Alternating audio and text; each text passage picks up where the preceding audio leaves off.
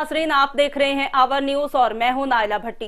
Bulletin का आगाज करते हैं इलाकाई खबरों के साथ। खबर शामिल करते हैं करमदाद कुरैशी से, जहां से हमारे रिपोर्टर सलीम सोरानी की रिपोर्ट के मुताबिक करमदाद कुरैशी के सदर सैयद जफर हुसैन नकवी और वाइस चेयरमैन नदीम खान मस्तोई ने वापडा sub division SDO Abdul Jabbar से मुलाकात की।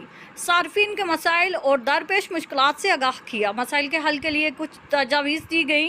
एसडीओ वापडा अब्दुल जब्बार ने सहाफ़ियों से गुफ्तगू करते हुए कहा कि अवाम को जायज़ रिलीफ देना अवलीन तरजीह है। सार्फिन को चाहिए कि वापडा वाजबात की बर वक्त अदायगी यकीनी बनाकर अच्छे शहरी होने का सबूत दें।